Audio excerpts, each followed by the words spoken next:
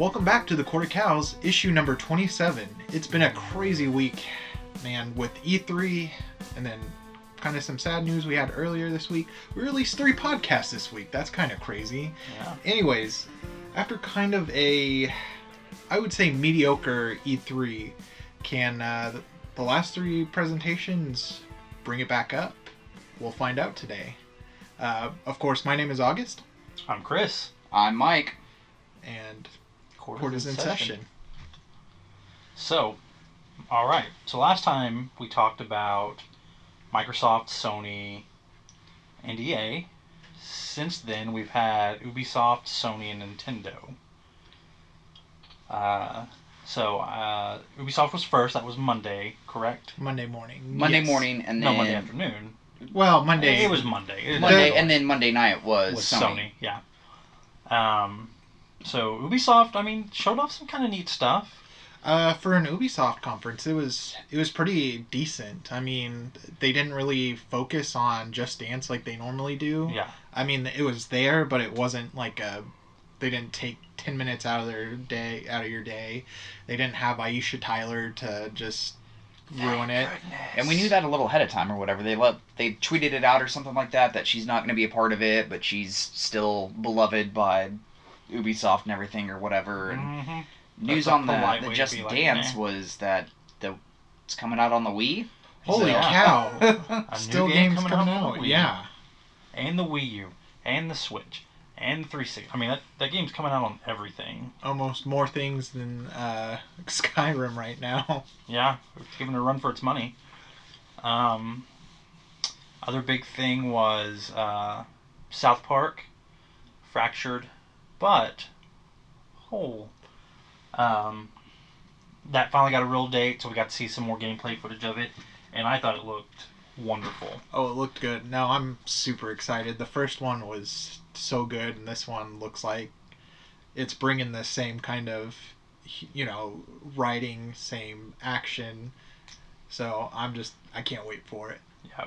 It's definitely going to be one of the games that you always go back to. Once you beat it and play it a bunch, you'll go back to it. It has got a season pass to it now, it looks like. Like the gold edition, $100, extra Shocker DLC there. stuff. Yeah, I mean, that's Ubisoft's typical MO of you got a $60 game or a $100 version with season pass. Mm-hmm. So I'm excited to like what they bring into it. New hero abilities, new missions, continue the story, prequel to the story. Like, what do we think we're gonna see there? Well, I unfortunately never played the first one, so I'm really excited for this because you'll get the backwards compatible digital copy. Was there much replayability in the first one?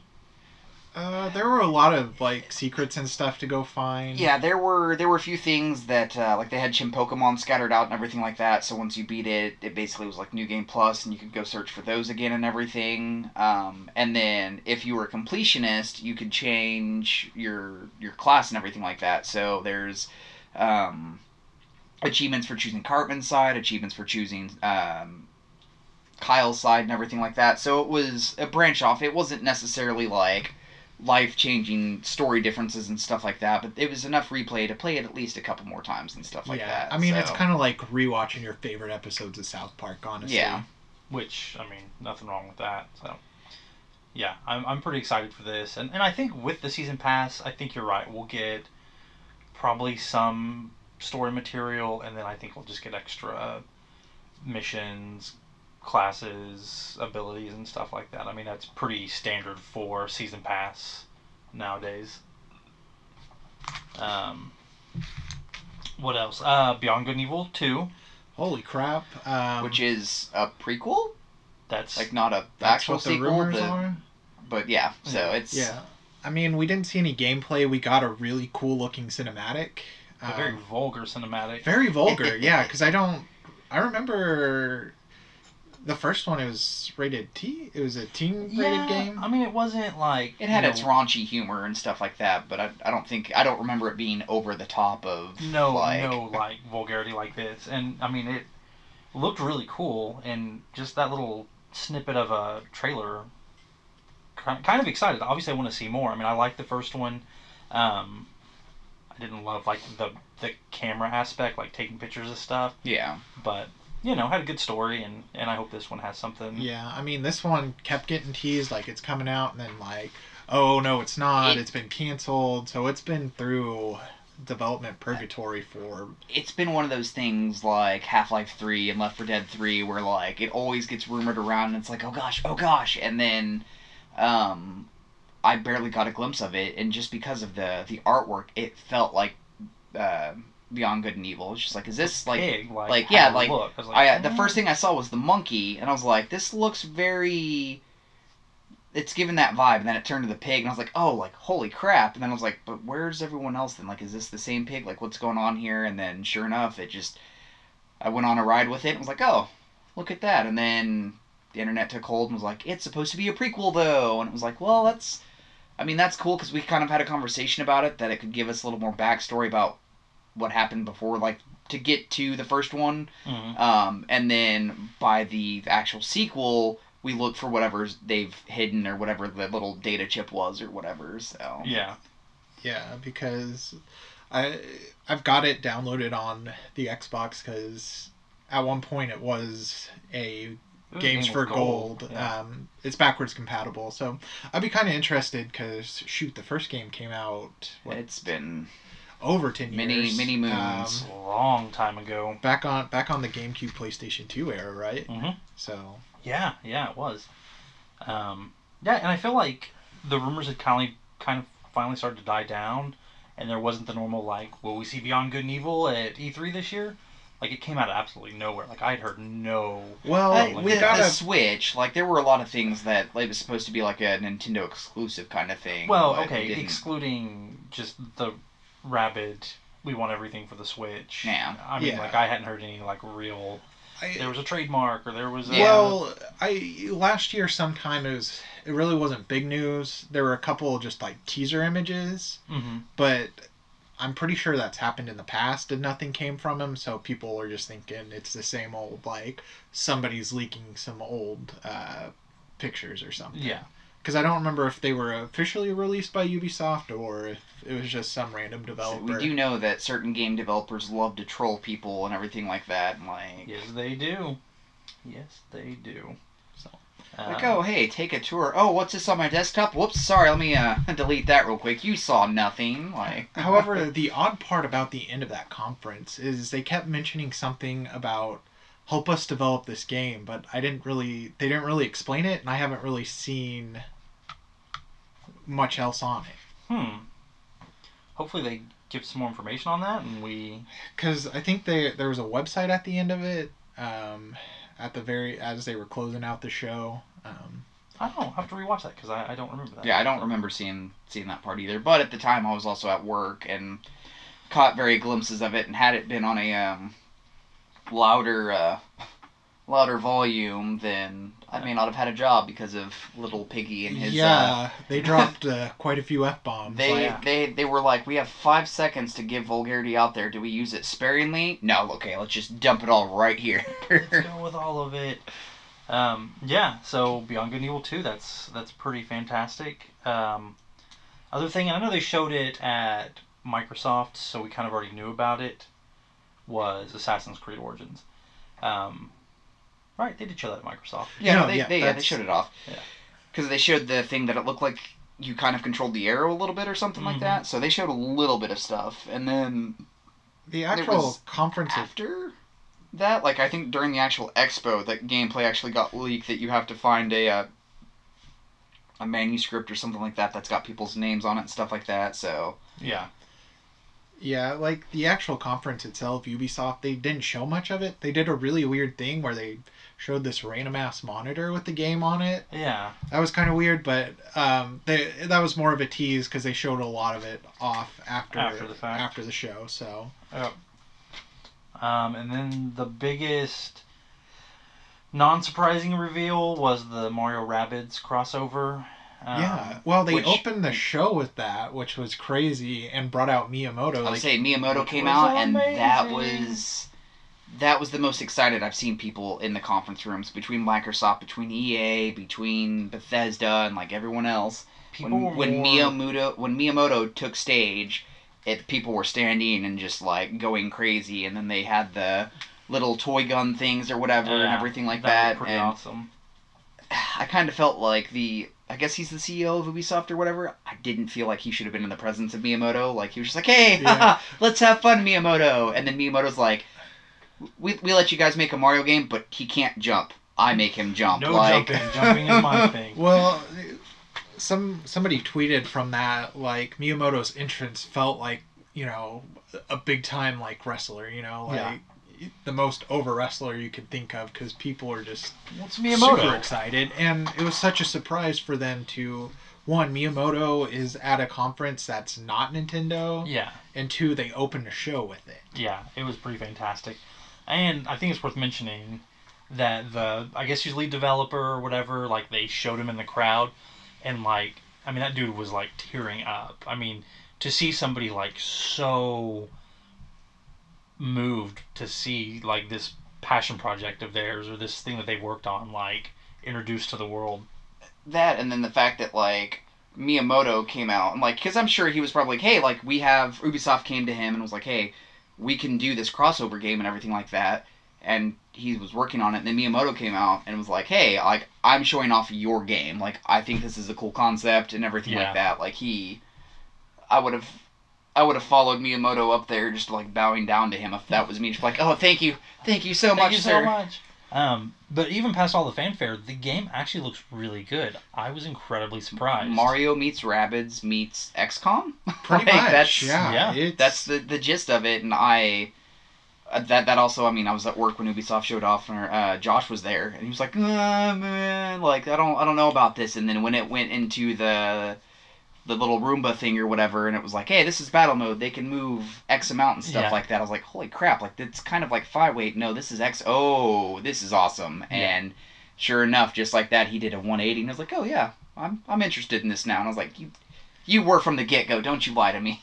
Well, just the, like, combos they were showing off, I haven't seen anything like that in kind of a strategy game like that.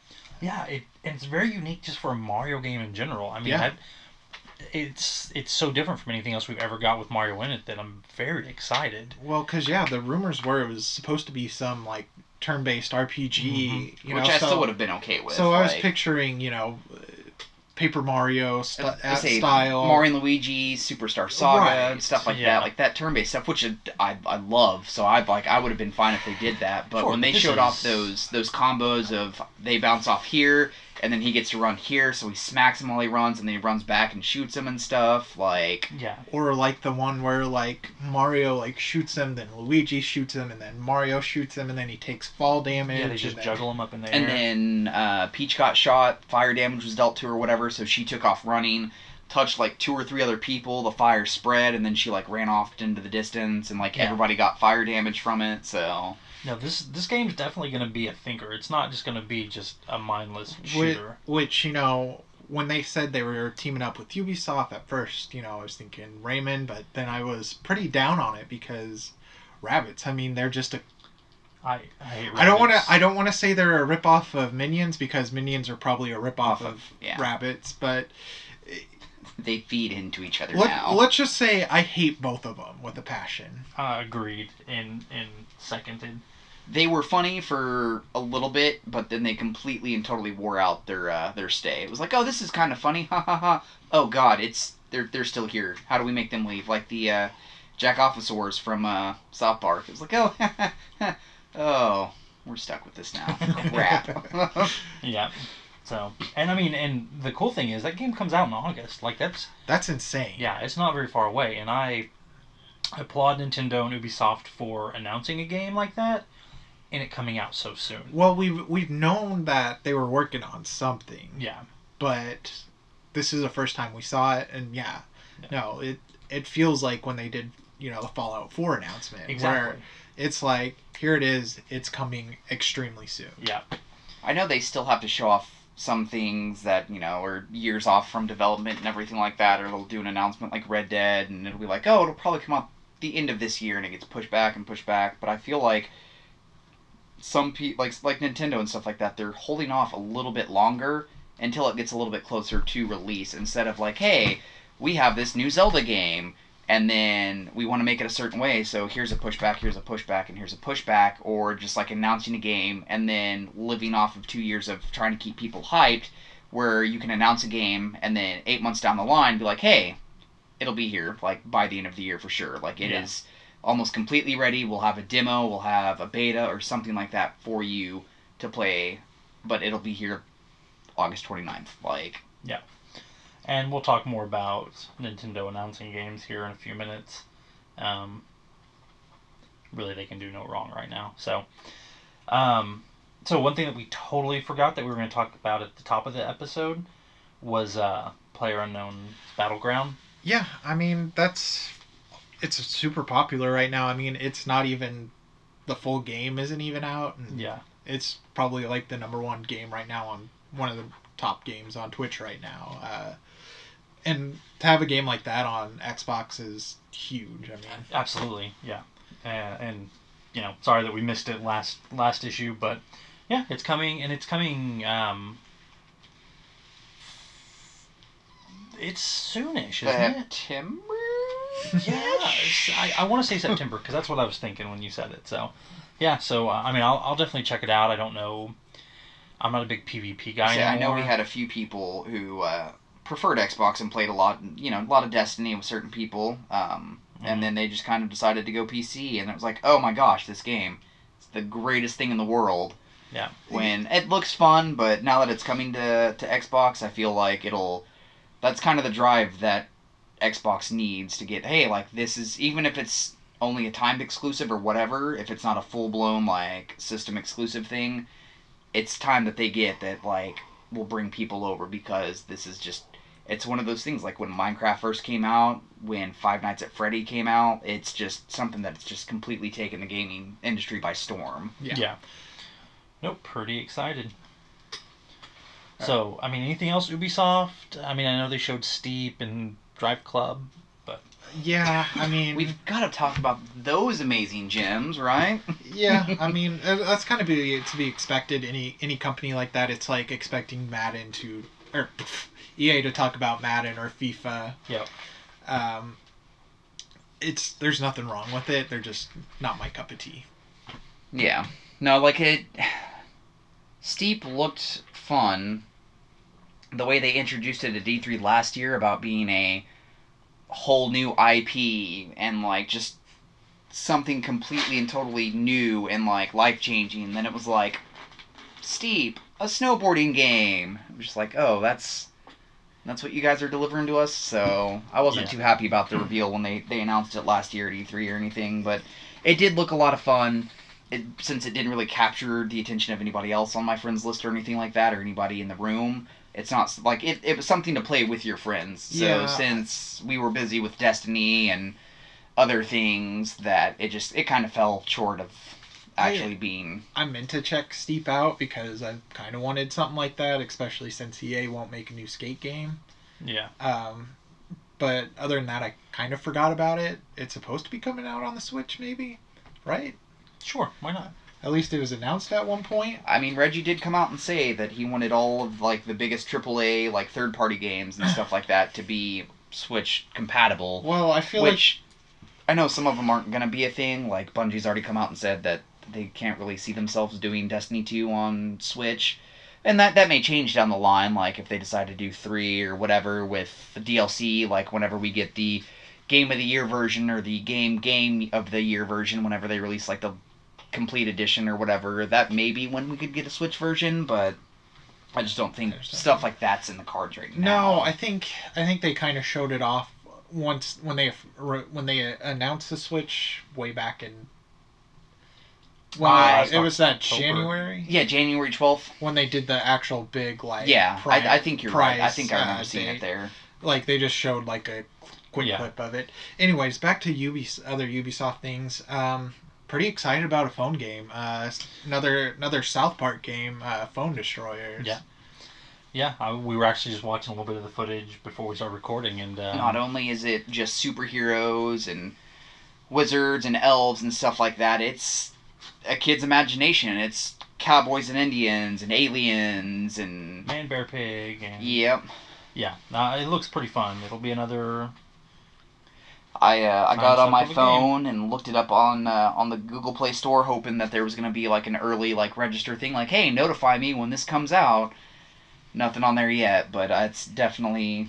I kind of hope it comes out before the actual console game. That way, it just gives me something to play I bet it like does. every so often, kind of Yeah. like Magic Carp Jump or Pokemon Go. Like hey, like what's around here right now, and I just whip it out, play around or something like that, or however they're gonna have it set up. Because I imagine it'll be something that it'll be, like hey, click, this mission here cost 5 energy or something like that, and it'll just be your typical turn-based stuff that the game is known for on the consoles. So. I'm wondering if there's going to be like some sort of cross connect where like if you do stuff on the phone, you unlock something on the game.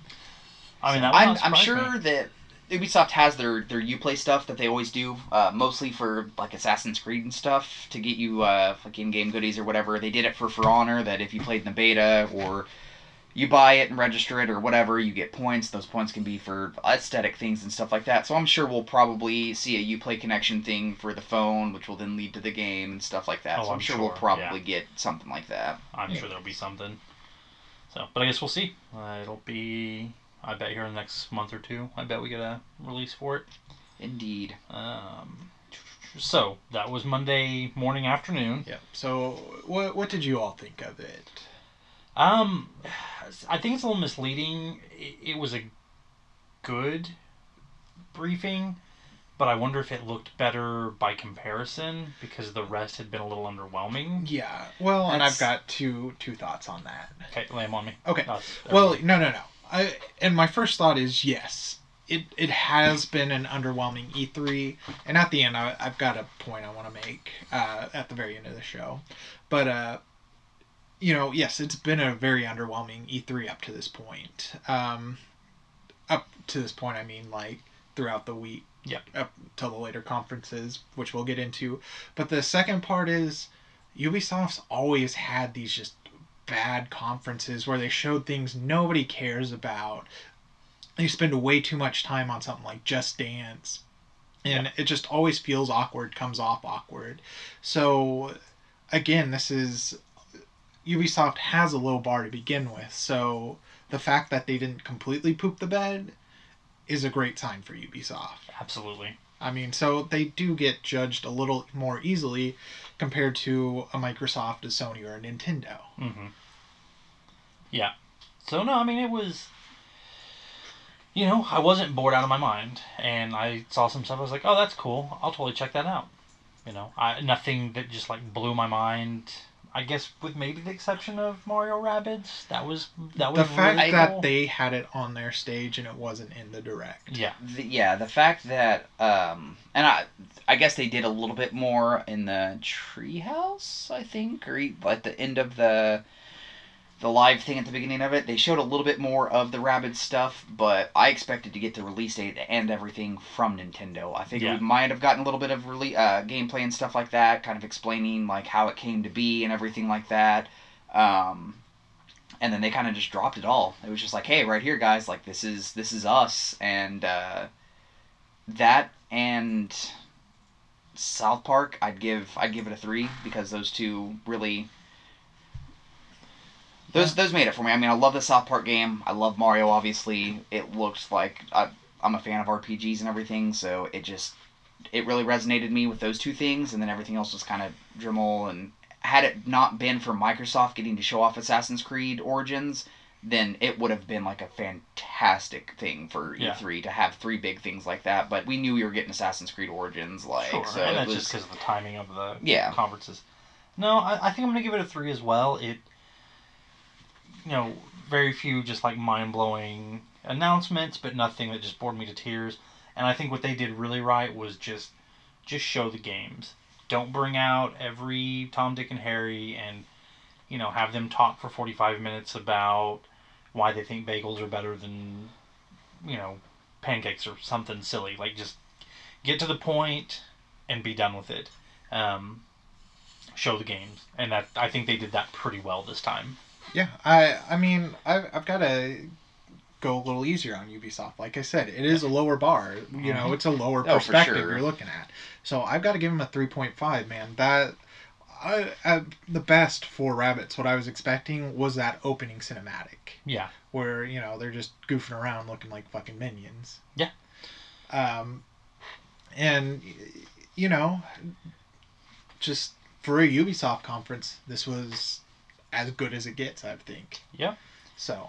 And I think that the bar's going to be set a little bit higher next year. I'm gonna expect a little bit, you know, I'm gonna expect this again, not Aisha Tyler and terribleness. Yeah. So okay, so that was Ubisoft, and then Monday night was Sony, which I think we had some pretty high expectations for. You know, Sony. Oh, we sure did. We sure did. I really kind of thought Sony was going to be going into Monday night. I was a little worried about Nintendo, and nothing had just blown my mind thus far. So I was kind of thinking, Sony was our savior. I thought Sony was going to be the one that blew us away like they did last year, because the caliber of, you know, announcements they had last year were just outstanding, and I think that might have hurt them, honestly, because basically they showed everything they had for the next 3 or 4 years at that point. And now it's just kind of like... This E3 for them was E3 2016. That's all it was. Was just a rehash of what it was last year. Yeah, let's expand on some of the stuff, which was weird because there were some major things that weren't there. No Last of Us 2. No Death Stranding. No Final Fantasy. I mean, we got Dissidia. That wasn't at Sony's conference. I guess that wasn't. I guess it was right after the... Was that the after show? No, we were just waiting on Bethesda. Waiting on, and it was just there. Yeah, it was on somebody. Bethesda? It was before Bethesda, but we were just okay. We were just watching somebody's coverage. It all blends together. I think it was IGN, and it just it was IGN. We were watching, and they pulled in some random stranger who's just like, yeah, you just press X a lot. Yeah. You push this button until you're ready for an HP attack, and then you push that button. And there's strategy to it, but you push these buttons. No, and look, I to anybody listening that is a big Dissidia fan, I apologize. It bored me to tears. We were watching it, and you guys at least kind of knew what it was. Say, I had fun with it on the PSP and everything like that. I just didn't like the actual... Like, if they were to take out the whole build your brave points up and everything like that, if they would have just made it a brawler, just a flat out, like, a solid fighting game, like, hey, I'm going to hit you and actually deal damage instead of I have to do this certain attack to build up this thing, and then I actually have to hit you with another attack that will actually deal you damage and actually hurt you, or what a lot of people do is just build that up until it's a one-hit KO, and then it's over. It's like, well, that's kind of, Because, it really could be converted into a 3D fighter, kind of like Xenoverse, you know? You don't need to overcomplicate it. And it took us a second to get it, too, because Square Enix was the first logo to pop up, and then Team Ninja popped up, and then, Koei Tecmo. Weird. And so it was like, oh, what are we getting here for a second? Thinking that it's going to be some, like Dark Souls style game or something like that, and then we're getting this, and I caught a glimpse of Cloud's picture in, like, the bottom left corner. I was like, that looked like Cloud, but it said, like, Nameless Soldier or whatever. And I was like, are we getting a little loose with copyright stuff here? Like, is this like a play on something? And then he whooped out with the Buster Sword, and I was like, oh crap, is this Dissidia? Like, are we getting a new one now? And sure enough, a few minutes later, some dude who had no idea what he was talking about was like, this is Dissidia, I think. Yeah, anyways, moving on that. My wondering is Sony holding things back from E3? Is E3 even going to be a thing? Because Sony's got PSX coming up in a few months. Yeah. Well, I have something on that in a little bit. My thoughts on the future of E3. Because it matters so much what I think about it. Because I have so much. Oh, yeah, I've got a couple thoughts about E3 as well. Yeah, so I think Sony showed off a lot of VR stuff. Some of it was cool, some of it was just stuff. We got Shadow of the Colossus is coming. I don't know if it's just a remake, if it's a sequel, prequel. It looks like a remake, like a completely rebuilt from the ground up remake instead of it being like an HD remaster like it was on the PS3. From my understanding, it's a completely different studio who basically built this up from the ground, but it is a remake. Okay. Yeah, well, there you go. I know they showed other things, but I think the most important things, obviously we got a lot more footage about God of War. I mean, I've always liked God of War. I think it looks pretty cool. I think they've kept a lot of what God of War is, but they're kind of refreshing it so it's not that same, like, just the same thing over and over again. I feel like pushing the one button, and then you push this button. Essentially, yeah. I mean, even the perspective looks like it's changed. It looks like you may have more control over the camera and that kind of thing, whereas it was forced perspective on the original God of War series. So yeah, it looked kind of cool. I'm upset that they didn't showed off the way they did last year of an actual like, hey, like this is us walking through. It seemed like it was just kind of all just cutscene, cut and paste. Like, cutscene, you've got a little more sense for what the combat's like. Yeah. It showed off, because this is more where God of War was Greek mythology. This looks like it's going for more Norse. So yeah. No, I mean, that's cool. I like that. I like that we're getting something different. My only complaint, I just don't want that kid around all the time. I don't want to have to babysit some little kid. I don't want him to be just always at my side and to be somebody I have to like worry about in the game. I can't see them doing a long escort mission game.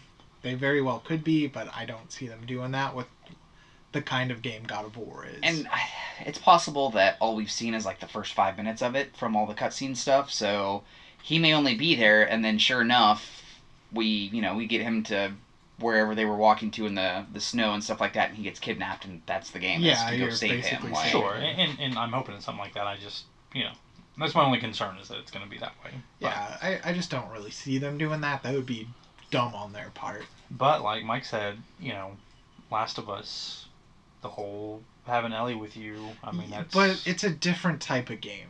Well, sure, absolutely. This is more, with Last of Us, it's more based on stealth and more like resource management. It's not an over-the-top action game where this is, I didn't get to fully beat The Last of Us, but I never really had to like, oh crap, like she's in trouble, I have to go save her or I lose. It was your sneak around and like craft a Molotov and throw it over here for distraction and then take off in the other way. Yeah, absolutely.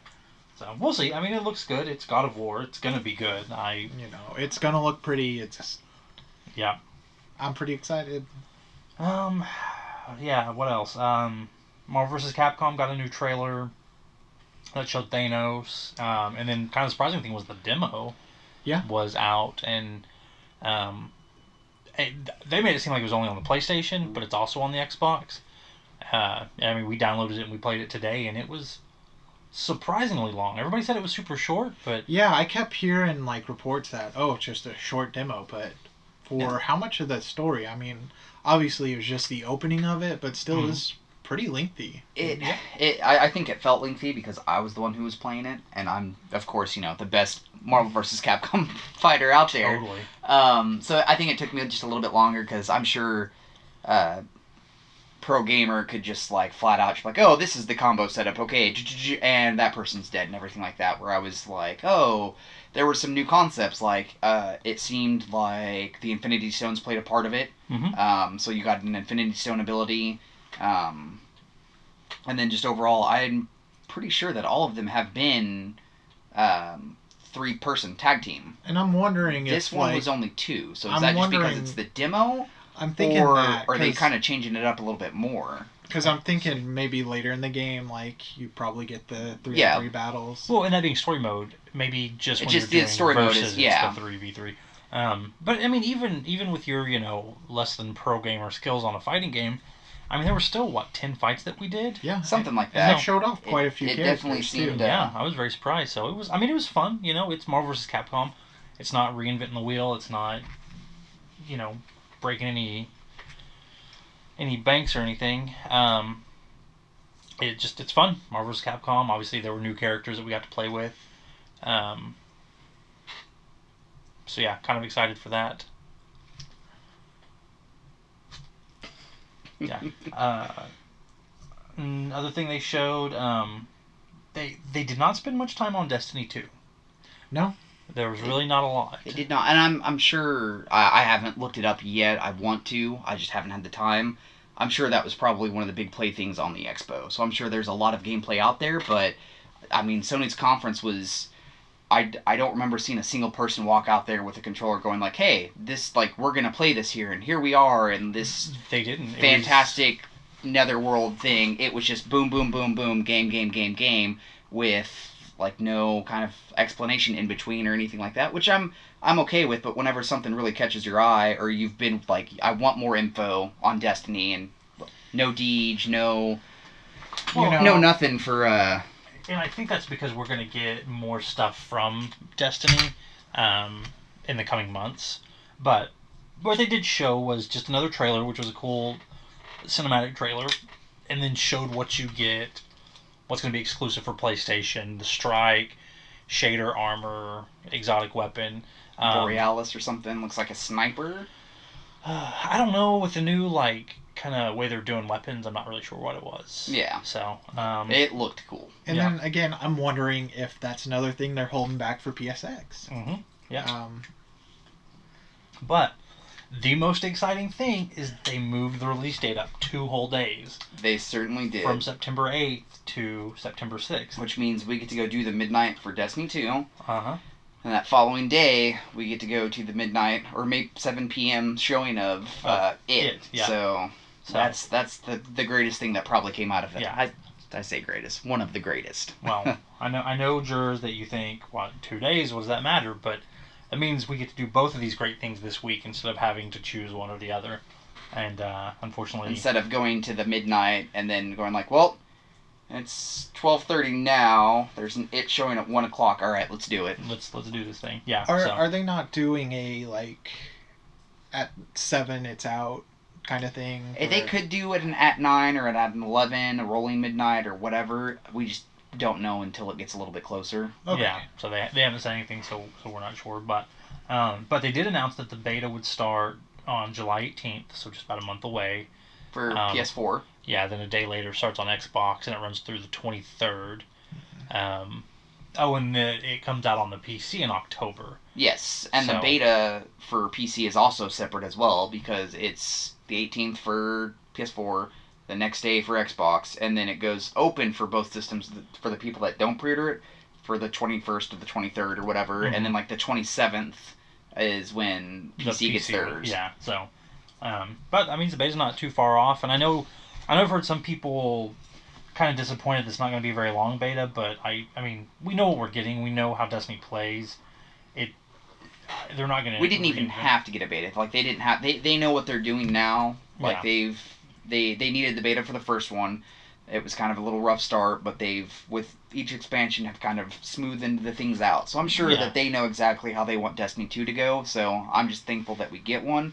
Plus, with it being Activision, they also have World War II beta going on and everything like that. Yeah. So this is a surprise that we've got Destiny, Call of Duty, and then what was the third beta we were getting?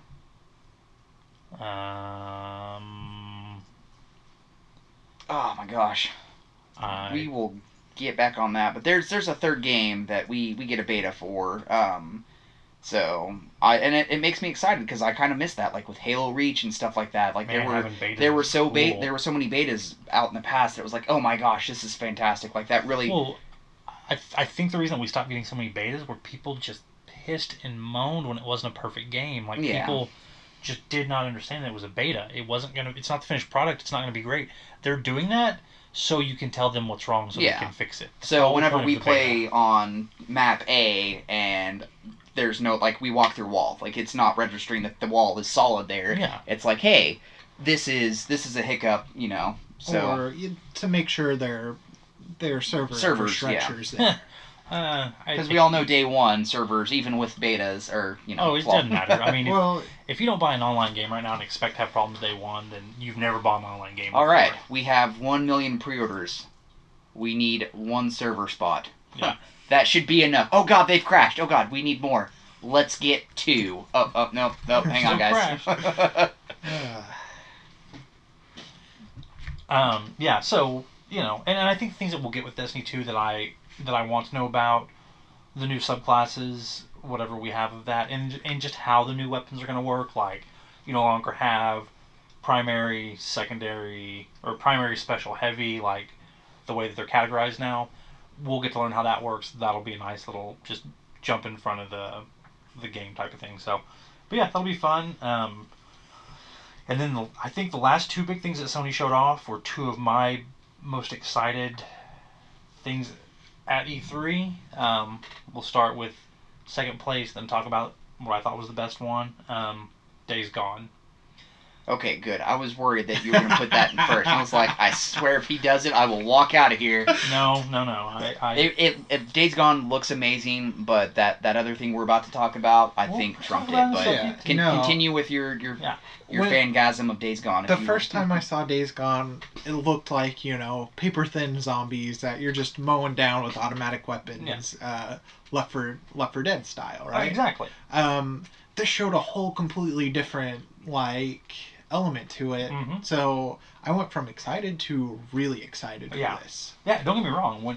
When we saw last year, just that sea of zombies pouring out of that shipping container, and you just mowing them down and trying to run and survive, I was sold right then, because we don't get a lot of games like that in the zombie franchise, except I guess Left 4 Dead. But this, to see that there is a whole Uncharted, Last of Us spanning epic the way it looks. Yeah, well, excited. You're also up against, another essentially bad guys. I don't know the best way to put it. Bandits, marauders. Yeah, however you want to put it. It's not your standard just oh no, they're zombies. We have to live from the we have to survive zombie attack. There are human antagonists as well. Yeah, which is cool. It's got that Walking Dead vibe. The scene where he puts the C4 on the dam and blows it up, and then just a big wave of zombies comes and takes out this entire encampment. Yeah. Just holy cow, it looks like there's gonna be a lot of options in the way you play it. Yeah. And then Zombie Bear was friggin' awesome looking. Looked intimidating. And I mean, really, it's kind of something we haven't gotten in video games a lot. I mean, usually in zombie games you might have a dog, and then you might have other mutations of zombies, but never really other animals. So to see a zombie bear, well played. Because we got zombie wolves and stuff, so it looks like wildlife is going to play a part of it. So. Yeah. So I'm really excited to see more of this, and I do not know if this is true, but it really looked like the main character was Starkiller from Force Unleashed.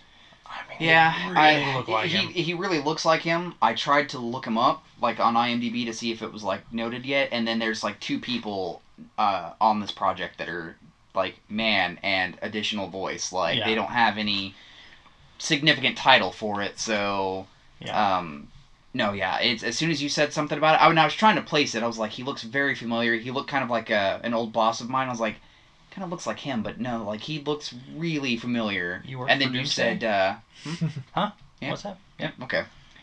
He was Doomsday in Smallville. Yeah. Or, I mean, Colin Doomsday's being very, very generous to that show. Yeah. So Days Gone, looking really great, and that's next year as well. So still got a while to go on that. But I think what stole the show at Sony was without a doubt Spider-Man Spider-Man. I mean, there are a lot of vibes to it that feel very Arkham, but that Batman series changed superhero gaming. Not all Batman games are flawless, but I remember playing a couple of them growing up, and some of them were fun, and then I remember seeing some of them that were not. Well, Vengeance. In the same way, the Nolanverse reinvented the way we looked at comic book movies, Yeah. I think Arkham, the Arkham series did the exact same for comic book video games. Oh, absolutely. Of what they can be and probably what they should look like. Mm-hmm. But I think this game, just the combat just seemed to have more style. It's very slick. Yeah. I mean, it looked like there was lots of environmental interactions, when he and the way that you do them, it just seems so fluid and just on the fly. Like, he's grabbing that like bag of concrete and just spinning it and hitting the dude, and then he grabs the big girder and just wipes out all the goons. Like, it looks very fluid, and I mean, it fits perfect. Arkham has a great combat and just game. It's very fluid. Yeah, and I mean, Spider-Man is a perfect fit for that type of game, and the voice acting is really good. What's the dude that's doing the voice? Yuri Lowenthal. Yeah. So I mean, you've heard his voice. Yeah, like if you've ever watched an anime or played a video game at all, I'm pretty sure he's been in it. Like, there's an 80% chance that he's voicing one of us right now. I'm not sure which one of us it is, but oh he's my doing gosh, one of if our he voices. does this podcast, I'd just like, well, that'd be it. that's amazing. No, but yeah, it's crazy. And then like the combat was just so fluid. There were some QTE events in it and stuff and everything like that, cool. And they looked amazing. But I think at the very end is what like just brain chunks everywhere was that. Come on, Miles. Yeah, like Miles Morales is there taking a picture of Spider-Man. Yeah. So is that just an Easter egg? Is that a hint of things to come? Like, is that a hint of maybe some co-op action, getting some double Spider-Mans going there and don't tease Spider-Man? That would be wonderful. It's I don't think Insomniac's really ever done a 2-player game that I can think of, except for I guess Sunset Overdrive. That was a co-op game? It was multiplayer. Well, really? There were multiplayer aspects to it. Huh. I never did it. I mean, it was barely a game, but... Wow, that's true.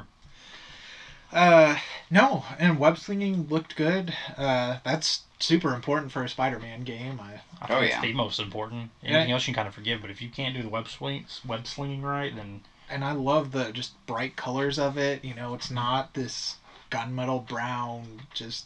Yeah. Here's building A. All right, we'll cut that out and paste it here and here and here. Mm-hmm. It was... It's been taken care of. Like, they weren't just looking at this as there hasn't been a decent Spider-Man game out since... I enjoyed Amazing Spider-Man 1. Like, it was a great game. The web brush mechanics of it that they introduced I thought were really cool. Mm-hmm.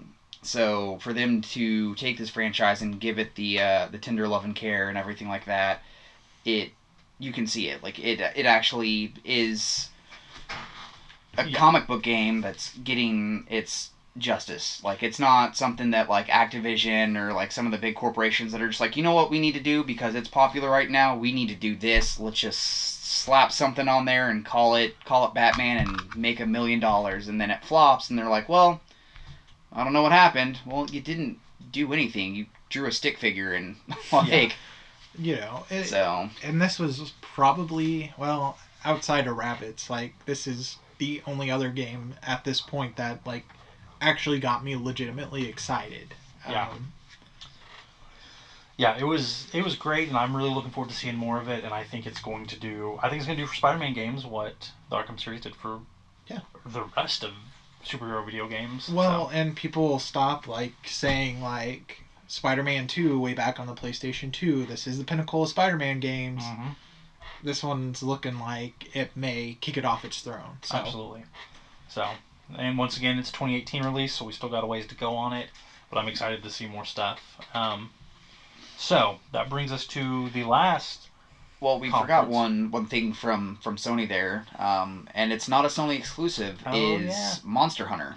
Yep. One, it's weird that it's on an Xbox. First of all. This is the first Xbox Monster Hunter game. Yeah. Mm-hmm. It was on Sony at the beginning there, and then Nintendo had it for 3DS, and the Wii U got it, the Wii got it.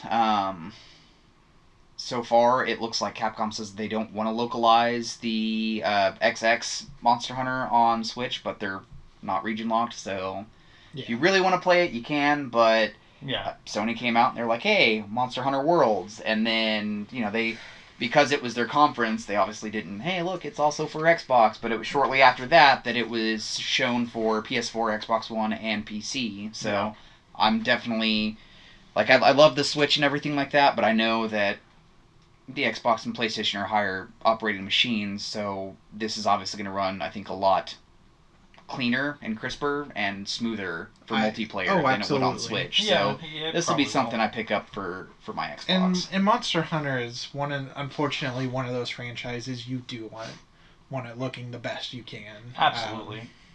And I mean, man, I really tried to play 4. Like, I really tried to get into it on the 3DS. I just don't like it on a handheld. Like, I'm excited for it on a real console because I feel like this game. You didn't have the new model one, did you? The new 3DS XL? Yeah, I had it. Okay. Let's say that second analog stick really helps, but yeah, back when I can't it was imagine just without it. yeah, without it was because there was the demo for 3 Ultimate that I played the demo of, and I was just like, stylus with analog. Nope, not doing this. Yeah. So.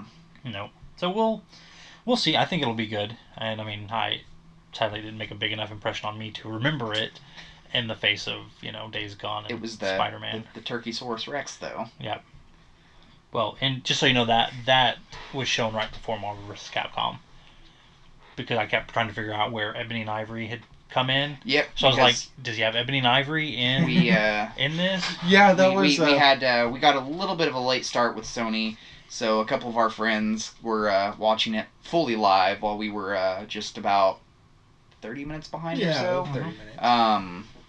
So a few things got spoiled for us, and but poorly spoiled. Yeah. Yeah. No, it was a very like, okay, Ebony and Ivory, that's Devil May Cry, but what the Rocket? Like, what are we talking about? Too? Like, yeah. I didn't understand it. So you know who you are. Shame on you. I mean, he's He's the other not here member right now, of the but- court, so he's the voice that's absent. Okay, so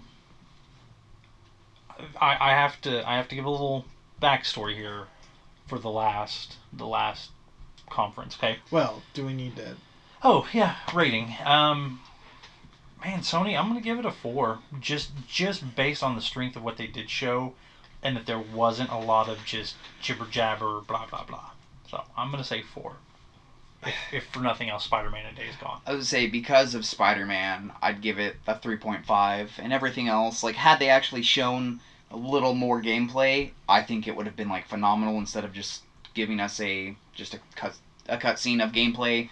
Had they actually like, hey, like, this is in Days Gone, like, as you see, here's a stick here, here's a rock, craft X or something like that, to show some more actual components of the games themselves. Which is what Spider-Man kind of did. Like, I felt like that gameplay actually showed gameplay. Yeah. And I love me some Spider-Man, so just solely for that, and then the other things like the Monster Hunter and Days Gone and stuff like that, I think it's a 3.5. Yeah, so. I agree. I think this one was one of the better conferences of the week. I'm going to give it a rating somewhere in between you two. I don't think it deserves quite a 4, but it's almost there. Like, there were definitely some missing titles that were there that just felt weird that they weren't there. Yeah. Especially Last of Us 2, Death Stranding, because I'm still convinced that game is not coming out. For some weird reason.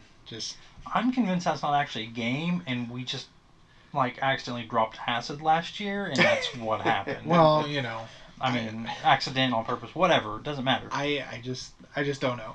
But yeah, and the thing about live demos is they can be either really good at explaining what's going on, or they can horribly backfire on you. I can't remember which conference it was, either last year or the year before, where somebody got booed because the game didn't work. It might have been for Battlefield 1. That would not surprise me. Where somebody actually, like, straight up booed them because the thing Was didn't it work. 4?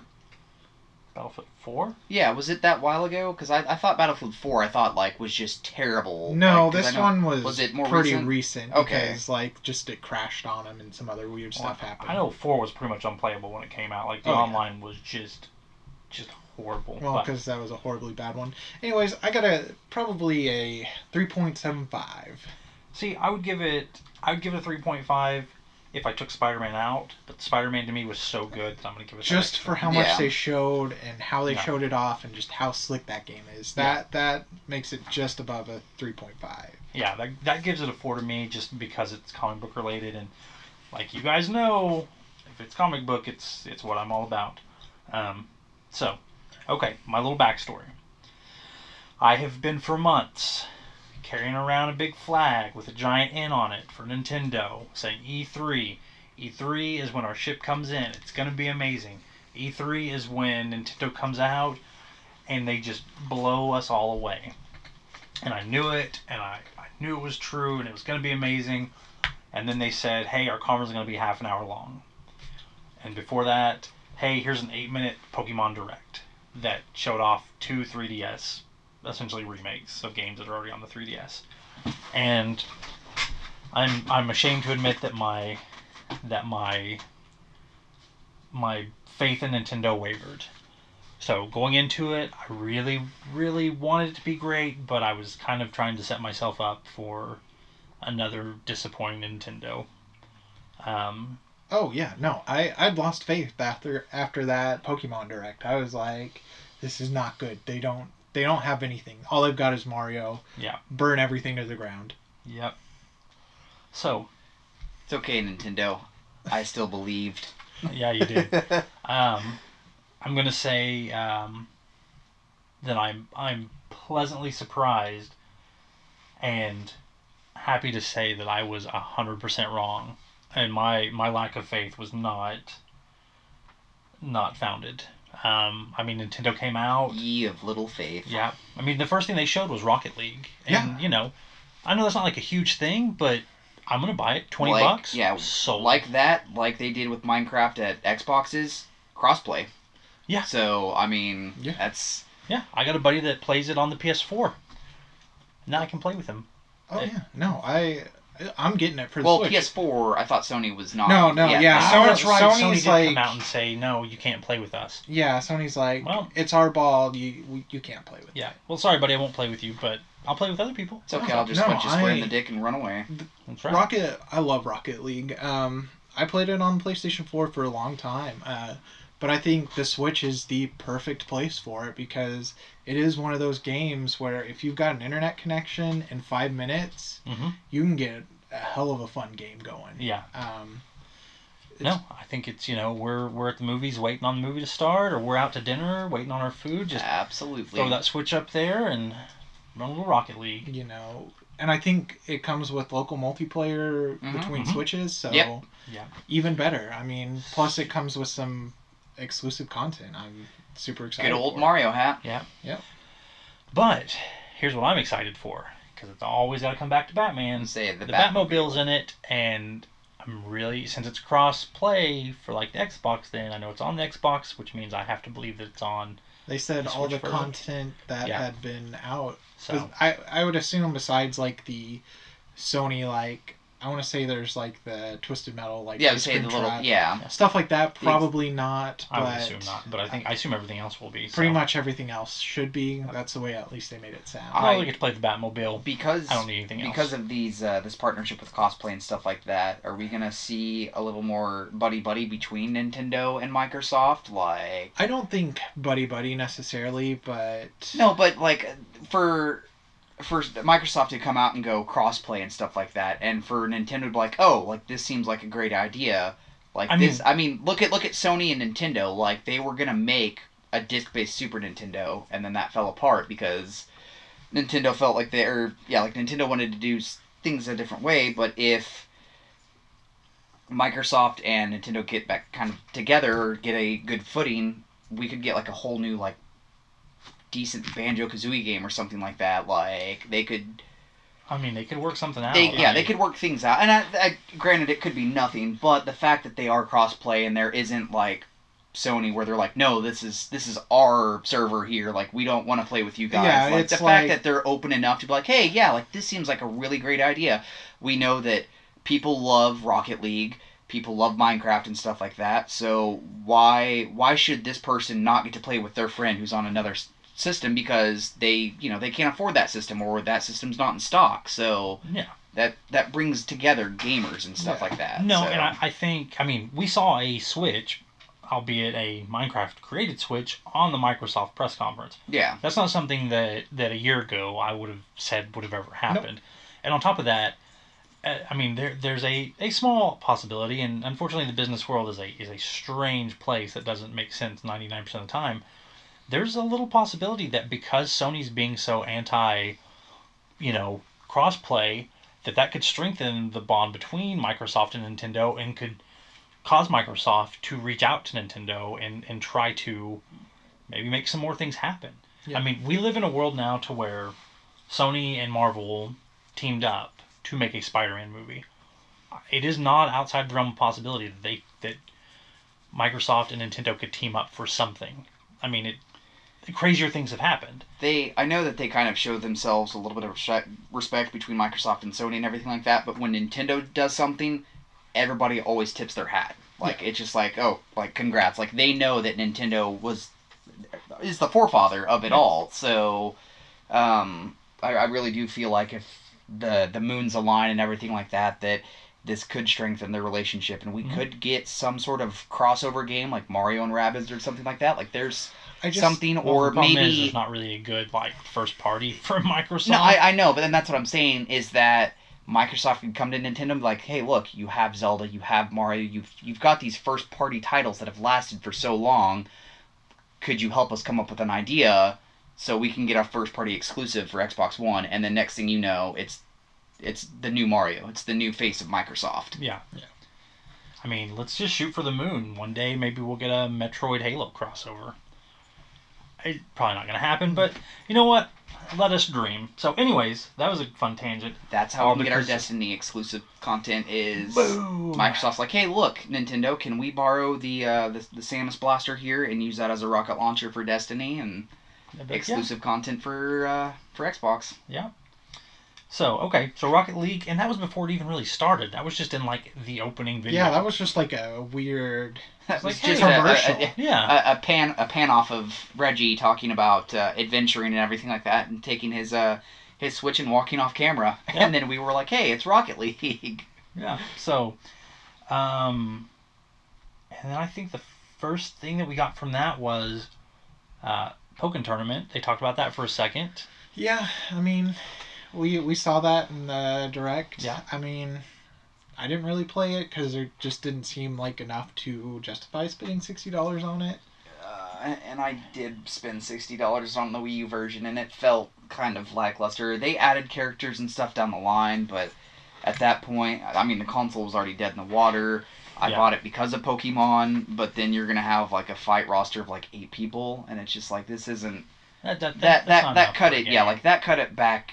in the Nintendo 64 days or something like that, you could kind of get away with it. But I was like, today, now, you look at a Dragon Ball game or a Tekken game and stuff like that, and the rosters are just 30, 40 characters. Yeah, at least. And with the variety of Pokemon, and there were some that were just they were missing, and they felt like they were missing. We should have Infernape, but instead we're gonna have Chandelier. It definitely was, I felt like a giant misstep, but with this DX version, we are getting a few new characters. I definitely want to go and find a full roster and see who all they've added and what the entire, the roster count is at. Yeah. But it definitely,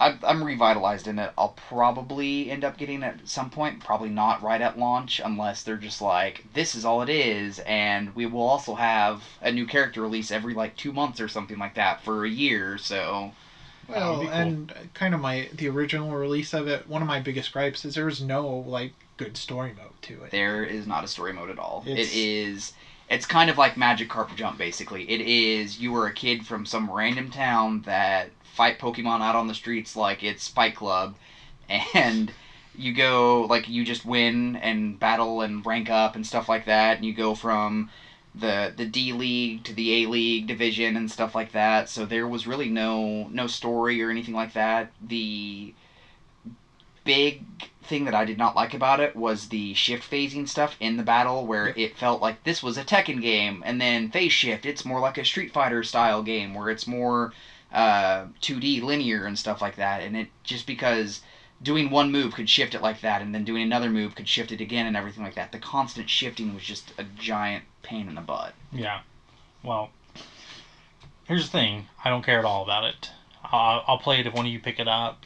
I'm sure it'll be fine, but the real news, the big deal, was that they announced that they are actually working on a mainline RPG Pokemon for the Switch. And let me tell you, You guys are welcome. Yeah, I did not lose faith in that. I was hoping to see something of it, but the fact that they just mentioned it, and I'm not too surprised on the lack of stuff that we got from Nintendo, just because for a while now, Nintendo, it's kind of hit or miss on their E3. They are mostly Nintendo Direct. That is how they do their announcements. So in 3 months, we'll get some sort of Pokemon Direct again or something like that, and it'll be like, hey guys, like, catch the first glimpse of Pokemon whatever we're gonna call it on the Switch now. Yeah. So... No, but that was huge news, because it wasn't just Stars like everybody was... Yeah. You know, it doesn't seem like it's gonna be Stars. No, I think it'll be I think it'll be brand new. It'll be its great. own game, yeah, which is exciting. They didn't show anything. But that's still exciting that it's there, and they took a little bit of time out just to say, hey, yeah, we are working on this. It'll be a little bit, but it's coming. It's coming, don't worry. possibly next year. Yeah. So we'll see. And then I think after that they showed off Fire Emblem Warriors. Well, we're getting a little ahead of ourselves. There was something pretty big there. Yeah, we'll get to it. That's all right. I didn't know if that was the world's greatest JPEG. We'll get that. We did get Fire Emblem Warriors. A fall release date. Still no definitive release date as far as I know right now. But man, imagine if that lands in October. How crazy is October gonna be? I really hope it doesn't. I really think it's gonna be November. It's like either got to be September or November. I want to say hopefully September, because if they release in November, that I feel like that's just gonna kind of fall off with all the other like Call of Duty and stuff like that coming out and everything. Things are gonna get buried in October. Yeah. But what else? What else does Nintendo have in November? It's gonna sell as many. It's gonna sell as many copies as there are Switches. Yeah. It's not gonna. Call of Duty's not gonna hurt Fire Emblem. No. Yeah. No, I'm just saying that they're like November is the time that like November's the release date that Mario needs. Like the big like totem of Nintendo to be like, hey, you know, Microsoft has Halo that will launch this. Like Mario's something that can fight against anything. I'm a little worried that it will get swept under the rug. But the Disgaea game sold pretty well just because there aren't too many games out there. So when a game does come out, people are like, oh, new Switch game? Heck yeah, like give me. I need something to play now. So, but if it is November, people may still be playing Mario and be kind of content and be like, oh, I'm going to stay inside today and play Mario and not... I feel like with November's a weird month because I feel like the first week is technically fall and then everything following that is holiday. Yeah. So that's why I'm kind of thinking it's September, because October wouldn't make sense with how crazy like packed that month is. There are games that are going to get buried. Nintendo's is not going to be one of them. Yeah. Which we'll talk later. Well, we'll get to that. I mean, I don't know. In November with Microsoft launching the One X. True. November 7th will be a big day for Microsoft. So we'll see. I mean, but I do think right now that a game coming out for the Switch is not going to be hurt by a game coming out for the Xbox because they are two separate consoles. But I feel like a lot of people have a Switch and... Yeah, exactly. And that's the thing. And I think part of it is Nintendo's kind of changing the way that they do things, you know? I mean, they launched the Switch in March. Yeah, they didn't wait for the holiday season at all. Because it's brilliant if you really think about it, because that system came out in March, and now by the time Christmas gets here, you don't have to spend $300 on the system and then spend $100 on games. Yep. You can just spend $400 on games. And what was ultimately a dead Q1, like this completely revitalized everything for Q1 instead of just a stagnant, empty wasteland of nothing. We got a new console and then a couple of new games and everything like that, and it's just been beyond successful. Like it's crazy. Yeah. Well, and what's nice about Nintendo, what they are doing is like their first and second party games. It seems like at least, you know, every other month there's something new. Yep. Which was a big failure on the Wii U's part. True story. Here's a major title, big drought. Huge you know, 6 months go by before, you know, even something. So. Well, and then little thing, the DLC for Breath of the Wild comes out June 30th. Along with 4 new amiibos. Well, those aren't gonna launch June 30th. They're gonna launch. I don't think so. Maybe. Let me double check that. No, they don't come out in June. No, maybe July. I don't think they come out until October. That's kind of weird because we'll see. I thought they were coming out alongside the second round of DLC, which is this holiday. Hang on. But anyways, while you look that up, yeah. I mean, it's cool to see the DLC. I think it's going to kind of keep Zelda relevant, which not that it needs any help. It's one of the best games ever made. Oh yeah, and that game's just so massive. Yeah. But honestly, I'm gonna be honest. I've kind of stopped playing a little bit because I'm waiting on the DLC because I want to do the Trial of the Sword. Yeah. Like I want to just kind of hold off. So, 2 of the amiibos, which makes sense because it's October 6th, is the Goomba and Koopa amiibo, and then the Mario Odyssey ones release October 27th with Odyssey. Get to that.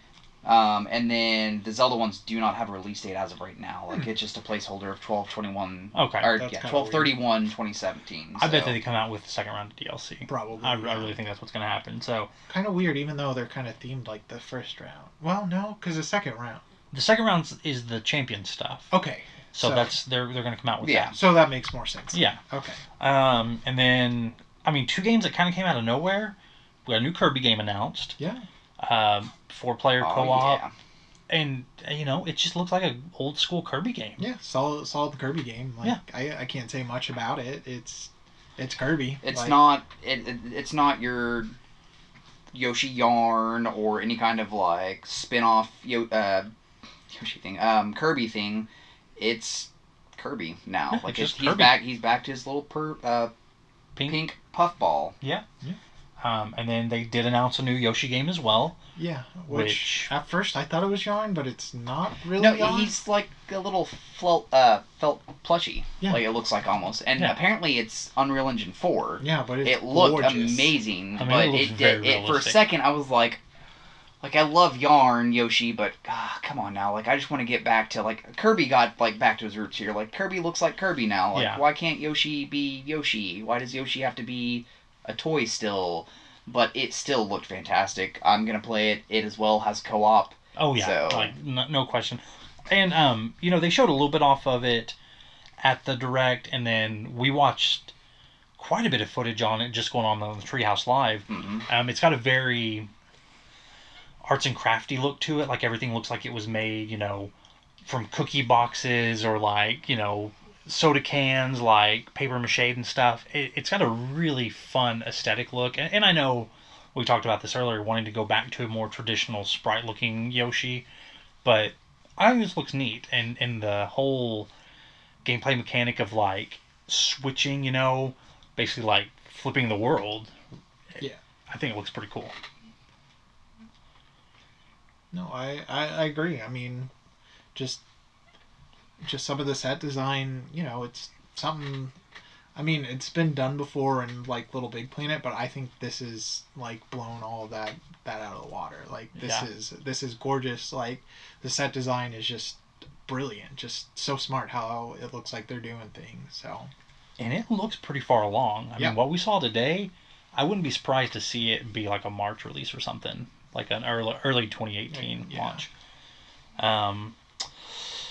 What else? We really have 2 big things left to talk about. Do we want to talk about the announcement or Mario first? We can talk about the announcement, since that's all it was just one single JPEG that I thought could have broken the internet. I'm surprised it didn't break the internet. I mean, So, they announced Metroid Prime 4 is in development. And all they showed was just basically an image of just the logo, which was made 5 minutes prior to. And that's all they needed to do. Yep. and it's not made by Retro. That's kind of So weird. it's funny because they sent out that tweet or whatever of them eating prime rib or whatever, and it was like, we're working on something tasty, and people were like, oh, it's prime rib, oh my gosh, Metroid Prime 4, like, it's in the works, like, holy crap, we're getting it. But it's not them apparently doing it. So what are they working on? And Star Fox Adventure 2. who's working on Metroid Prime now? What if it's Star Fox Prime? Boom. Yeah, then I think Star Fox just got a whole lot better, I guess. But they did.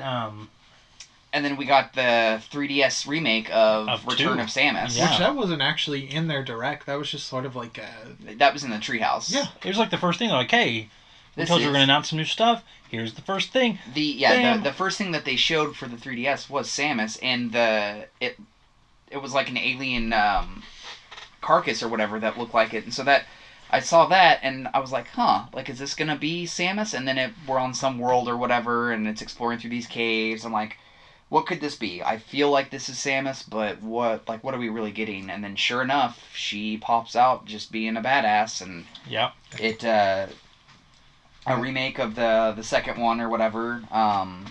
And then we've got some new features like the melee counter, which then if you're fighting like a boss or a mini boss or whatever, you go into some pretty cool cinematics of taking them out and jumping around and shooting your missiles and everything like that.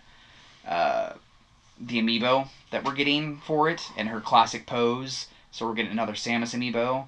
And then probably the best thing is the squishy little Metroid that comes with it as well. I'm going to be... That is busted out of the little cage. Yeah. So I'm a little worried that I'm going to squish it too much and it's just going to break apart on me, but I cannot wait to get my hands on that amiibo. I don't open amiibos.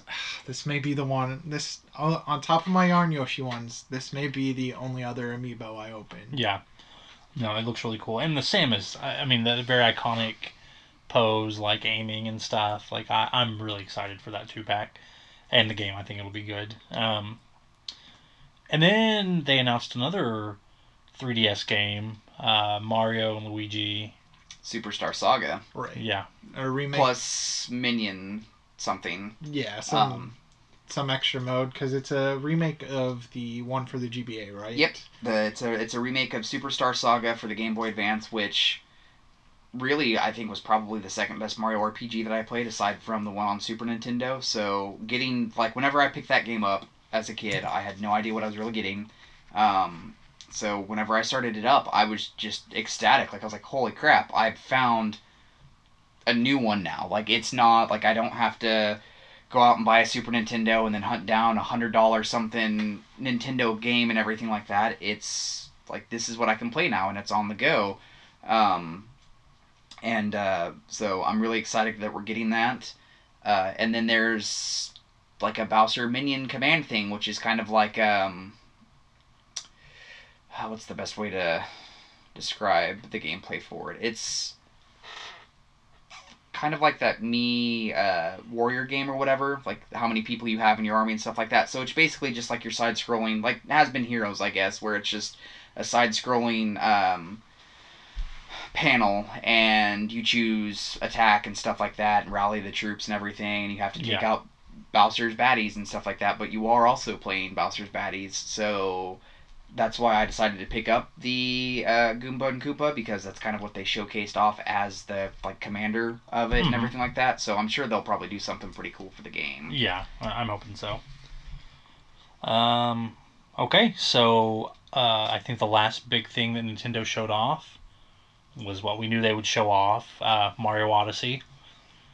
But my goodness, this game looks amazing. Dude, shout out to that theme song, though, man. Yes, oh my god. The new Donk City theme? Yeah. Just the, what was it? I forgot what the title was called. I couldn't tell you. I know you can already download it, so I'm sure it's probably just breaking the charts. Yeah, it was pretty wonderful, and that's Pauline. Yeah, singing that. I thought that was kind of cool. From Donkey Kong. From the original one, yeah. Yep. It's good to know that she's moved up in the world. She's a bear now. They just showed off not as much gameplay as they did for Breath of the Wild whenever Breath of the Wild was the main focus, but they showed off enough to show us why Mario's hat has eyes.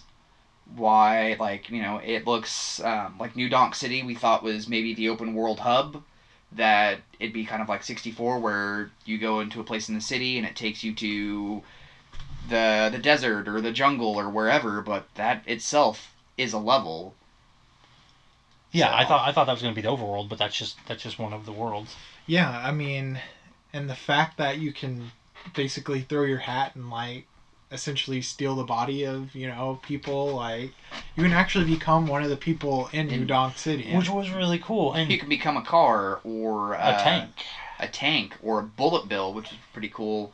And hopefully it's in the game, since the way they started it off, there was grass that wasn't Mario animated or anything like that, and then we get T-Rex giant T-Rex. And it's the walking biggest around. troll because everybody's like, And I'm thinking okay, we are getting a Monster Hunter game or something like that. that Like, was okay, my first cool. thought too. And then Mr. T-Rex just pulls his head over, or turns his head around, and there's a little Mario hat on it. And it was like, oh, ha ha ha, that's kind of funny. And he has a little Mario mustache too. And then out pops Mario, and sure enough, Mario's just throwing his hat in his enemies' faces, and takes over them, because I guess Cappy is some spirit that was in a hat or something like that. So Yeah, I mean, don't know. we'll find more out about Cappy, but he's possessed Mario's hat or something like that, and helps him possess the form of whatever the hat gets thrown to. So some of the gameplay we saw, he did help Mario fight and stuff like that. So not only is it just like kind of a straight throw, but you can kind of circle around and take out baddies. If you go up against a piranha plant, you can throw it at them. They'll try and eat the hat, and then you can jump on them and kill them that way and everything like that. So No, it's probably the most. It felt like seeing Mario 64 all over again, honestly. Absolutely. Just for the way how good it looks, just how varied the environments were, and just some of the new ideas coming from it. I'm hoping that it's more open like Mario 64 rather than linear like even the Galaxy games, but especially, it seemed like some of those worlds were pretty intricate and stuff like that. Like the original, when they first showed it off, and it was the forest and all sunshine and everything like that. I missed how they got to it, but there's that, and then there's like the dark forest and stuff like that. So it seems like they're pretty open on their worlds and stuff like that. And then the fact that New Donk City itself was a level and not the hub world, seemed pretty crazy. Yeah. Yeah. Well, and I mean, it showed like some of the footage we were watching this evening, in the not Old West, but kind of the frozen area. Yeah, the desert area. Yeah. Like he gets on the boar or whatever it is, and just like riding it around, and I mean, he's just going forever, and there's constantly stuff, and you see a taxi cab crashed off just over here in kind of the middle of nowhere with just a human looking guy there. I mean, this game looks very, very massive. You've got it's not stars that you're looking for, it's Moon pieces. Yeah, like moon pieces that look like there's some sort of energy for the ship itself or something like that, because they got sucked up into the top or whatever. But in classic Mario 64, they've got, I'm assuming that they'll show you riddles, it's hidden out in the sand on the third sun or whatever, so then you have to deduct what it was in the level and go find it and stuff, because in that little town that he was at, one of the townsfolk was like, oh, you're not dressed well enough for here, so he had to go get the sombrero and poncho and stuff like that, and then when he went in there, you had to go on stage and play the music, and that got you a moon piece. Yeah. So no, I mean, this looks like it's got all the good parts of Mario 64, and then just having the different outfits. I'm a sucker for stupid stuff like that. Let me wear a sombrero or a football uniform, and I think that's neat. We've got the Super Mario Maker outfit that they've showed off from the NES Open, his good old golf days and stuff like that. Yeah, the flag-looking one. The poncho and sombrero were in one of them or something like that. It was, I don't know if it was ever clarified as Mario or whatever, if it was just something in the background of another game, because I don't remember ever seeing anything about it, but I saw the comparisons that showed them all off and everything like that. There are like 4 or 5 of them, yeah. Yeah, I thought it was crazy. And the fact that it can also transition into a 2D world and everything like that. Like going through a pipe into the wall, you pop out of the pipe and you go back to 8-bit Mario and solve a little platformer 8-bit style. And just as quick as you turned 8-bit, boom, you're back to 3D. Yeah, that was surprising and wonderful. Like, just jumping into the wall and doing like an old school, and like how the music changed and stuff, and then just popping right out of it. So, yeah, man, Mario looks amazing, and We've got the 3 amiibos for it as well. Mario in his wedding formal attire, Peach in hers, and then we've got Pimp Daddy Bowser in his in his suit and tie. I'm still debating if I want them, but do I need them? The answer is yes, because Nintendo needs your money. They sure do. I think it's pretty cool. I guess I'm going to pick them up. I told myself I really wasn't going to, but then I just kept thinking about it, and I was like, well, it's pretty cool. And the whole gameplay of it seems really fun. I'm excited for it, but the story premise of it, of Bowser finally like stealing Peach to marry her away, and then the Koopa kids that you fight now or whatever are a team of like wedding planners and everything. So it seems it's Mario corny, but the gameplay itself will distract me from taking on a psychotic bunny that wants to plan Bowser's dream baddie wedding thing. So quick little breaking news. Mario Rabbids is 2-player. Ooh. It does have co-op. Very Sweet cool. Jeebus. I know what we're doing. August 29th. Even better. Yep. So, yeah. So okay, what are we giving? What are we giving? Oh. What's the rating? I'd say a 4.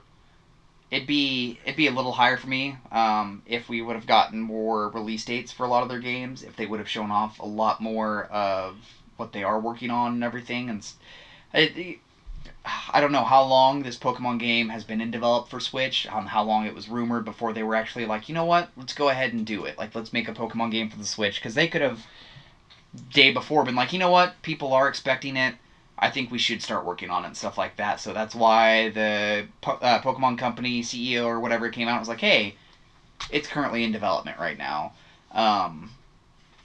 No third-party talk at all from any of their stuff. We know that FIFA was a thing and everything like that, but there was no third-party presence at all from it. Yeah, no, there was no, like, your typical sizzle reel of, like, here's some upcoming third parties. Or With that, like I figure with Nintendo Direct, what they do, it would be sizzle reel of third party, and then focus on the stuff during Treehouse Live, and then have a Nintendo Direct next month and be like, hey, like here's some more gameplay and release dates or something. But yeah, and then Reggie came out and said, we want the third parties, like we want the AAA stuff to come out on the Switch, but they didn't really get any kind of presence on it at all. So no, and I want to give it something more than a 4, but I just can't. It's obviously missing certain things, like no virtual console update. That was also a big disappointment.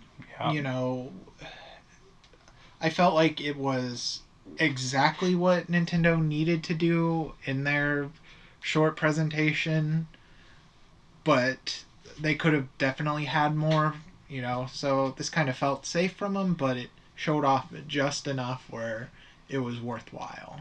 And I guess they did push back the online services as well. That was another thing that they... Well, because I thought that they had already said that was coming out next year. It may have been like before the actual presentation, like the day before, but I mean, they announced it during E3, so a little bit of a shocker, especially since we've got ARMS coming out Friday, we've got Splatoon coming out in July. Like, that's 2 big first-party titles that focus on multiplayer. So we're stuck with friend codes and kind of half-assed multiplayer, which the communication aspect of Splatoon just sounds terrible. Like, I don't know how you mess that up so badly. You've had examples of good online for what, 10 years now? Maybe that's what Microsoft can offer Nintendo in their new partnership. Is maybe some advice amazing. on how to actually run your online. But, I just got to give it only can give it a 4 just because it is missing something. It could have been more, but it was exactly what it needed to be, I guess, and nothing more. Yeah. I'm going to give it 4.1. Just because... Well, you know what? I do what I want. Because, yes, you are right. The glaring lack of third-party support makes me sad and a little nervous. And what I would have put money on that we would get the announcement of the Virtual Console was absolutely nowhere to be seen. That kind of baffles me. But we did get announcements for 2 games that people have been begging for, which is a mainline Pokemon game on a home console and Metroid Prime 4. So, I have to give it a 1 point higher than Sony because, to me, Nintendo saved E3. Yep. I'm going to look back on this week in E3 and I'm not going to be like, it was just something to kill time with. I'm going to look back and think, man, Mario looked amazing, and man, I have a Pokemon to look forward to. Like, that is probably the I'm so proud that you said that. Yeah. I want... Look, I not that anybody cares. Pokemon kind of came a little bit after I got out of video games for a while. So, my little brother, he was big into Pokemon, and it just wasn't my thing. And, now with the inclusion of Pokemon Go and hanging out with people I hang out with, Pokemon is always around now, and I really want to get into it. I just want it on my Switch. And now I'm going to get it on my Switch, so that makes me happy. Yeah. So okay, overall, before we get into final thoughts, E3 as a whole, what is your final grade? Solid 3.7. Okay.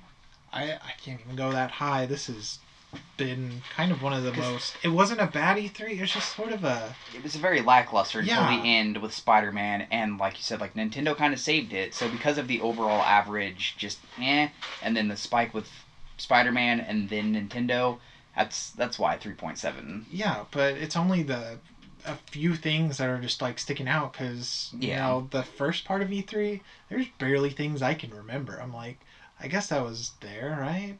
Maybe they did something with that, I think. So maybe a 3.2, 3.3. There's nothing wrong with this E3. It was just sort of meh. Yeah. And I feel like if it would have been better, maybe Nintendo's conference would have,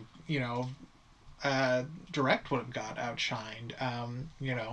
Sony couldn't just get by with showing us a large portion of Spider-Man. If there was actually something in the first half of E3 that was, something that captured my attention better. Yep. Nope, I'm gonna agree with you. I'm gonna give it a 3.6. I'll split the difference between you two. 3.5, 3.7. I'll take 3.6. You sit on that fence. I will. I will ride it till the day I die. No, you're right. What was great was great.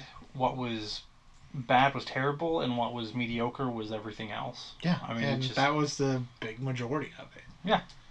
I mean, sadly, the Amiibos were the things that I had to run out and pre-order, mostly because, they're almost like because toy Nintendo gold. hates Like, us. yeah, I don't want to have to fight off hungry nerds for Amiibos if I don't pre-order them, or be one of the hungry nerds that's fought off for the people that do get them. So that was the only thing I was like, I have to pre-order this right now. Yep. Actually, no, that is a lie. I apologize. I pre-ordered Fortnite the day that I saw the footage. Like, that's one that I got to have. I did that the next day? Yeah, I think when you came back. Yeah, Fortnite was during the night, was it? No, that was...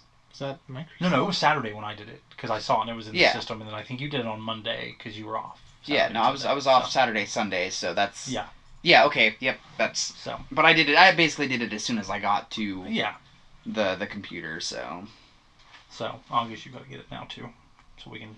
I can't even picture what this game looks like, honestly. Fortnite, we'll show it to you after the fact. I honestly have Get ready for your mind to be blown. No remembrance of what this game is. It's fine. Once you see it, you'll be like, oh yeah. And I know you guys told me what it is, and I still can't like visualize it. And I mean, I don't know if it's just because of life, commentary on life, but I feel like I've forgotten so much of what happened. Even the 1X, I kind of forgot about that too.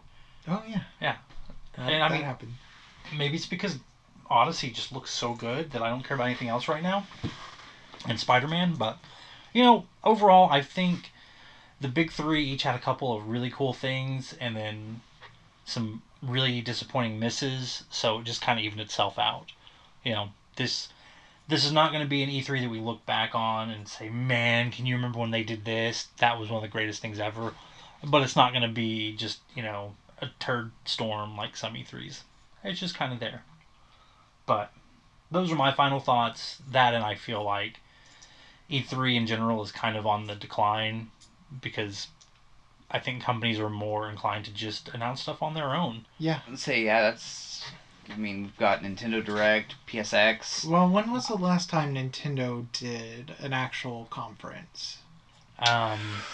Wasn't it? It was during the Wii U's lifespan, but it was also like at that point at some.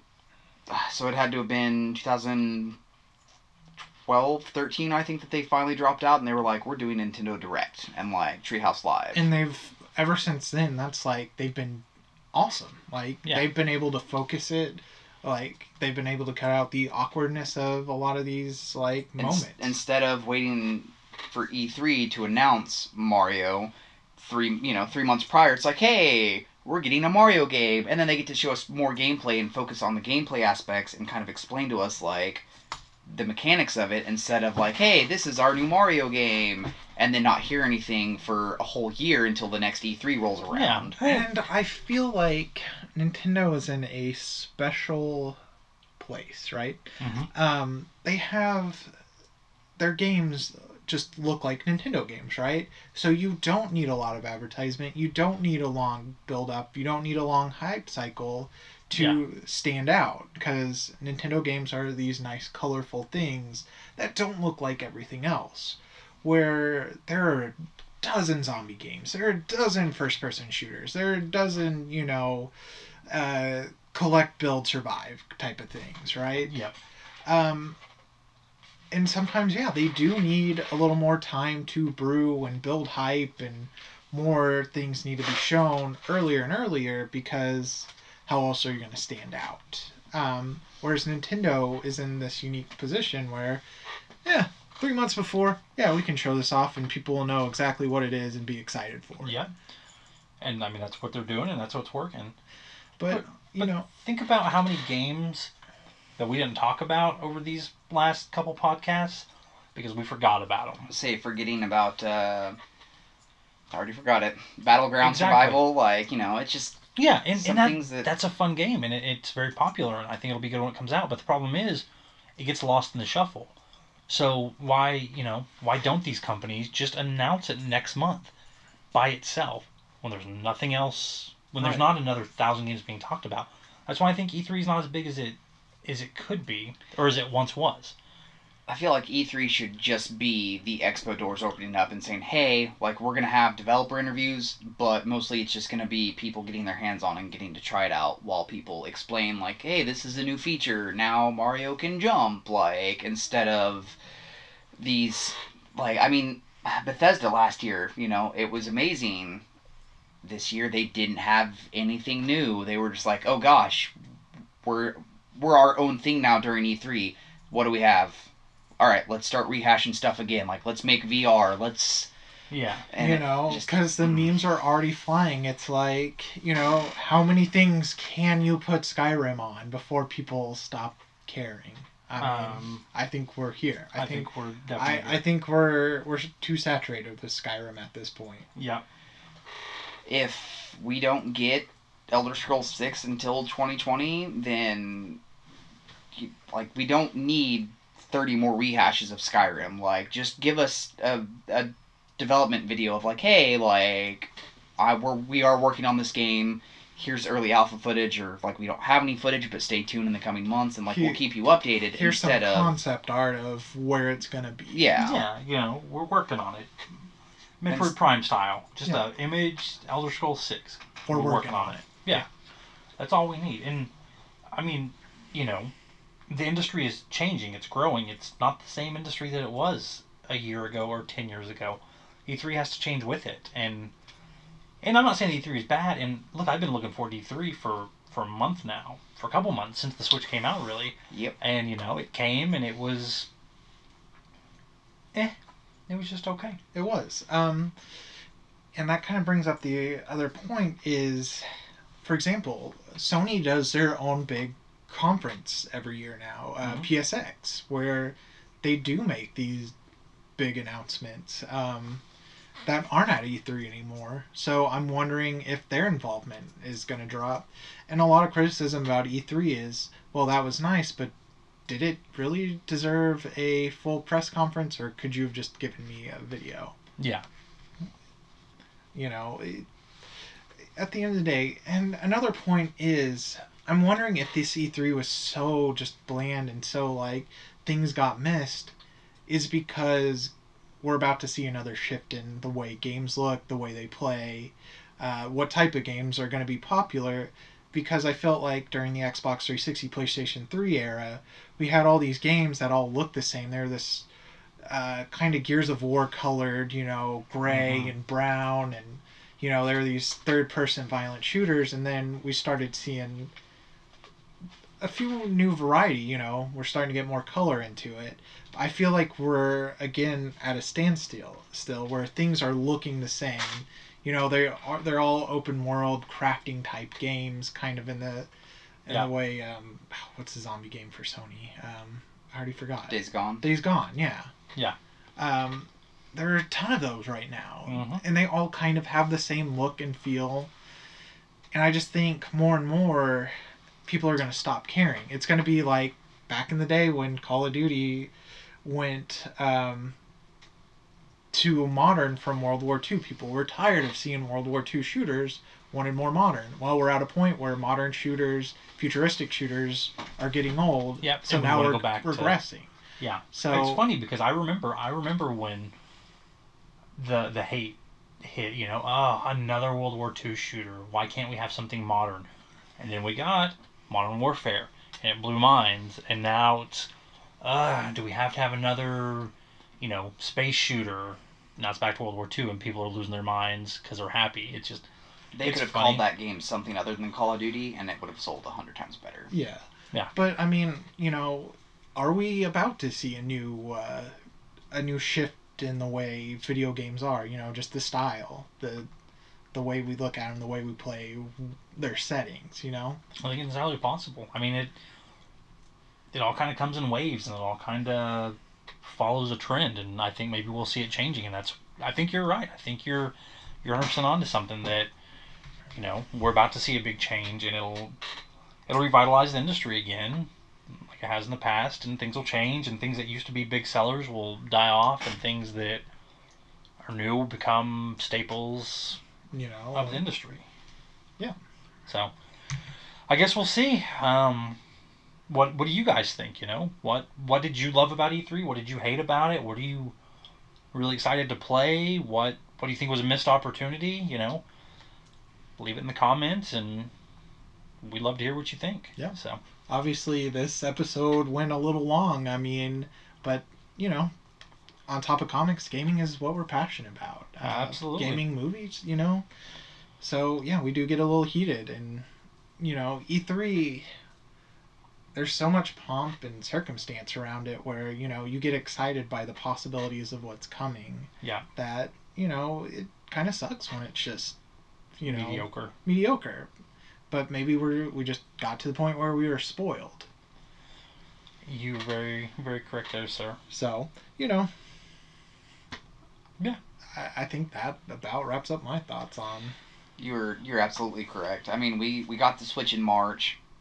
We've got all of this, we finally got what we've been what made us excited for previous E3s and everything like that. Like, it's like, oh, this is coming, and we got it. And now it's like, hey, this is what's coming now. And it's just like, but we just had this awesome thing, and this is the crap that you throw in front of me? Like, really? Come on now. Like, we just got this. I want something even better. Well, you're right, and heaven knows that is just commentary on society, and I don't want to get into that. It can't always go up. It's got to come down. It comes down, and it'll go back up. That's just the way it works in every aspect of life. What really makes it kind of good or bad for me is whenever I get to hang out with you guys. Like, this is just like, it's just a full day of video games that we enjoy getting announced and stuff like that. So it's like, hey, hopefully we get that new co-op shooter and everything like that, like A Way Out or something that, like, will give us something to play. And so when it's just like, oh, hey, yeah, we really got nothing. Like, I don't know when this is coming out. It looks kind of cool and stuff like that. But whenever there's something like Mario that we both can, or not Mario, that we both can enjoy, but something like Fire Emblem Warriors or something, just things that we can play together. If they would have announced Left 4 Dead 3, that would have made this E3 like a million times better, because that's something that the four of us could play all together. But it would have made this podcast unlistening toable, unhearable, because it would have just been a high-pitched scream the entire time, because I would have lost my mind. And we're Charlie Brown, and E3's the football, or E3's Lucy, games we want are the football. Every year, we're going to get Left 4 Dead, we're going to get Half-Life, we're going to get this, we're going to get that. And we always get our hopes up, and boom, that football gets pulled out every single time. Well, speaking of co-op games, I think E3's got this. The only thing that's keeping E3 around, I think, is that a lot of people do get together and watch the conferences together. Mm-hmm.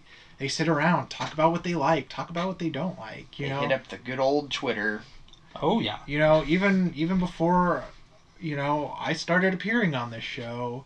One of the first episodes of this was about E3. Yeah. So E3 is a cultural event that probably won't go anywhere for a while. And I gotta say, even when it is kind of boring, kind of a bland E3, it's still a lot of fun to get together with people and watch and discuss. Absolutely. And I've spoke about what I do for a living before, and something I get to do every year that I'm very blessed to go to this conference, which is like a mini E3. And watching this, like, just kind of gave me butterflies to know that I get to do something even kind of like it. So I can only imagine just the excitement of being there. So even if, it's like, I can't remember what the show was. It's, even when a pizza's mediocre, it's still great because it's pizza. And even if an E3 is mediocre, it's still great because it's E3. Yeah. It's going and playing new video games, and it's crazy loud music and just hype. So even when not everything you've ever wanted gets announced, because let's be honest, you never get you never get everything that you want all the time. That's not how life works. But even when it's not great, it's still pretty fantastic. So, So that being said, we love E3. I'm counting down the days till next year when I'll get to do it all over again and make unrealistic expectations and be disappointed that not every game I want got announced, but be excited for what did get announced. So, we're not ungrateful, we're just unrealistic. That's a good way to put it. There you go. I'm going to end it on that. I think that's a good note. So, thank you guys for joining us. Please, if you like what you heard, give us a like, share, subscribe, cookie, whatever you got. We'll take it. As always, I'm Chris. I'm August. I'm Mike. And court is adjourned. And since Cody's not here, keep that red phone a ringing. Yeah. Bye.